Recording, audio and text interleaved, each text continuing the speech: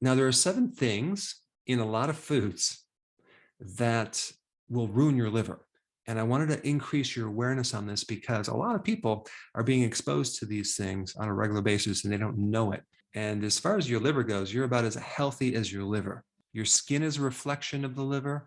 If your liver is bad, your skin's not going to look too good. The liver is a huge organ. It's like 3 pounds.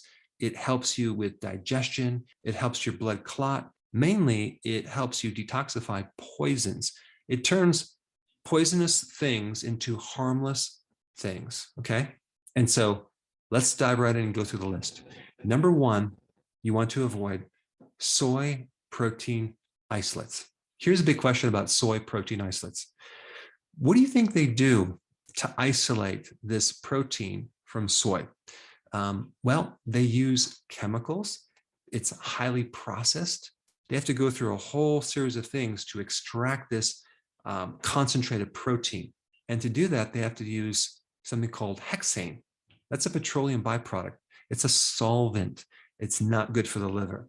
It's actually a neurotoxin. And so when you look at like diet shakes or diet powders or protein bars or veggie burgers, always read the label. I don't recommend consuming it if it has soy protein isolates. The way I was introduced to soy protein isolates is that I had a series of people that came into my clinic that were on the diet that was called ideal protein. And that was a major ingredient in this so-called healthy ketogenic plan where it had very low carbs, but it also had very, very low fat, okay, and very, very low quality ingredients. And so it was filled with soy protein isolates.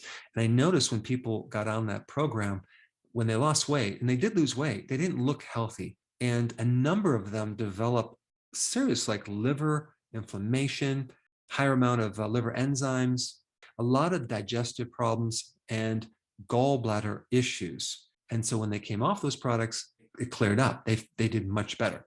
All right, number 2, fructose. Okay, you have high fructose corn syrup. You have the fructose in fruit. You have something called agave nectar as a sweetener. It's like 70% fructose. And even table sugar is half fructose and half glucose. Now, fructose is a very interesting sugar because it's not metabolized by all of your cells. It's only metabolized by your liver. So anytime you consume fructose, your liver has to deal with this sugar. It is stuck to deal with breaking it down and metabolizing it. And this is why people that consume a lot of high fructose corn syrup, boy, they just develop a fatty liver, way more than if they were going to be consuming just glucose itself. And even people think that agave nectar is so healthy, but it's not because it contains fructose. But here's the confusing thing. Fructose on the glycemic index is pretty low. It's like 19.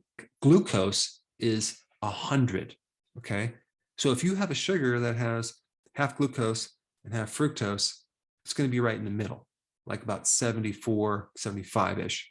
But the point is that if you are just relying on the glycemic index, okay, that's your principle that you operate off of, and you're like, wow, it's low, I'm going to go ahead and eat it.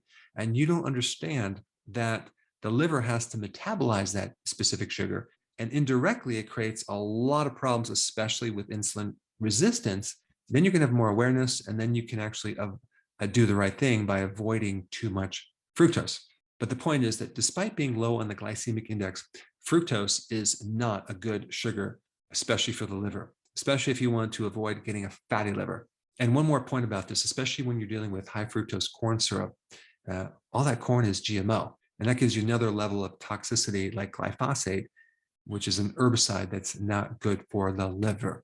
Instead, use sugar alcohols like erythritol, xylitol, use stevia, monk fruit. All right, number 3, vegetable fats. Now, vegetable fats sound so healthy, don't they? I mean, they're just the fat of vegetables. Well, there's actually not much fat in vegetables, okay?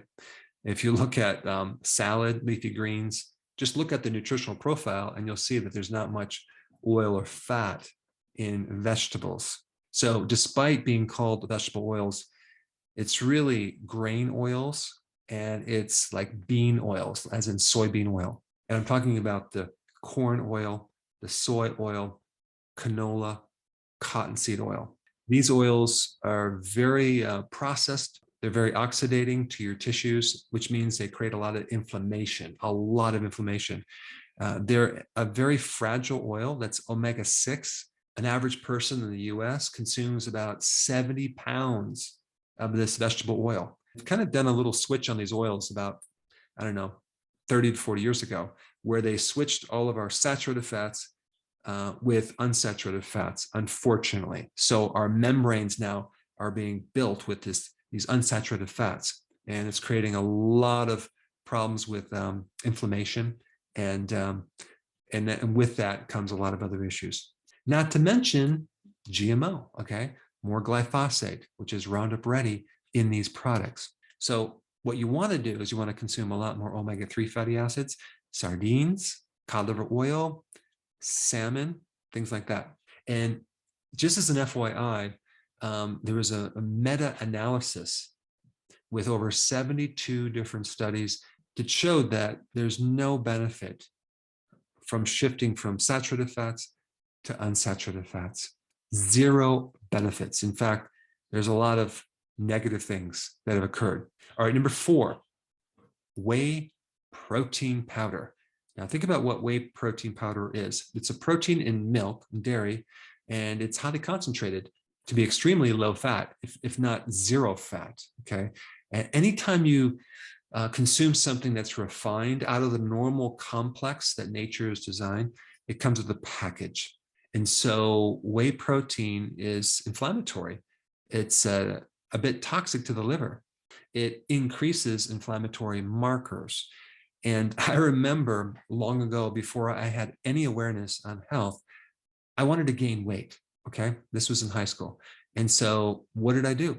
I consumed protein powder, and I started chowing that stuff down, and man, did I get sick, because not only was it filled with whey protein powder, it was filled with the next thing on the list, which is maltodextrin. So when you consume protein, make sure you consume it with the fat that's nature has packaged that protein with. But maltodextrin, which is number 5, is in so many foods. It's crazy. It's in all the protein powders as the first ingredient sometimes. Here's the problem with maltodextrin. It's a synthesized or synthetic sugar, and it is higher than glucose on the glycemic index, okay? It ranges between 110 to 100 and I think 19. It's just off the scale. So you're consuming something that is way worse than sugar for your blood sugars, for your pancreas, for your weight, for your liver. And maltodextrin is put in a lot of vitamins, okay? It's used as a filler. It's used as a drying agent for oils. It's hidden in a lot of so-called keto-friendly foods, which I'm going to be doing a lot of education about. But basically, it makes your liver fattier. And before I forget, I was going to mention they make maltodextrin from corn, wheat, rice, potato, tapioca. And so sometimes it's going to be from GMO ingredients, but you want to avoid it. They even use it in post-workout type gels. It's in Splenda. It's in puddings. It's in protein bars. It's in a lot of different things. All right, number 6, aflatoxins. So you want to stop consuming aflatoxins. Now, what is an aflatoxin? Well, it's a toxin from a certain fungus, which is carcinogenic to your liver. So your liver does not like this. And you're primarily going to find it in peanuts and corn, okay? And especially if it's in a moist human environment.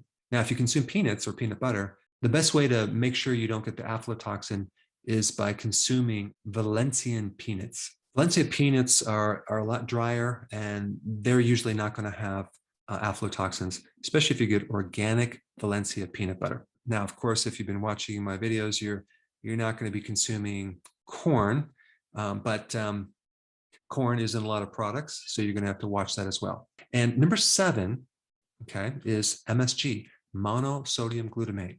It's in a lot of different forms, including modified food starch, but you really want to start reading the ingredients because they put this in pork rinds. It's in so many foods as a flavor enhancer. They use it in all the fast food restaurants to enhance the flavor, because if it wasn't in there, you wouldn't eat as much. But MSG causes you to eat more of it. It's definitely in Chinese food. And so it's a lot of sodium that's hidden. It's not really salty, but you're going to get fluid retention as well after you consume it. But that's not the big problem. The big problem is toxic to your liver. And it's even in like things like cottage cheese, if you're getting like commercial cottage cheese. But I would just recommend just start reading the ingredients. So many of my patients, when I was in practice, after they complained of being sick, I just asked them, when did you start being sick? And what did you eat just before that? And there was usually some ingredient on this list that they consumed that they weren't aware, they didn't make the connection. Now, what about red meat? Is red meat bad for the liver?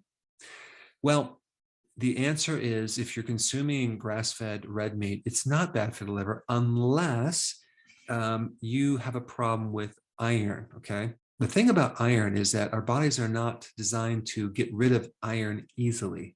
And too much iron can be very toxic to the liver and even cause cirrhosis. And of course, red meat is high in iron. So if you have that problem, then you're probably going to have to avoid red meat. But for most people that don't have a problem with that, red meat is not going to be a problem for your liver if it's quality. Out of all the foods that are good for the liver, the cruciferous family of vegetables are the best thing for the liver. So that would be like arugula, the kale, the broccoli, the Brussels sprouts. So you definitely want to consume those on a regular basis. Now that you have this information, the next video that I'm going to recommend is what to consume or what to do to repair a liver. I put it right here. Check it out.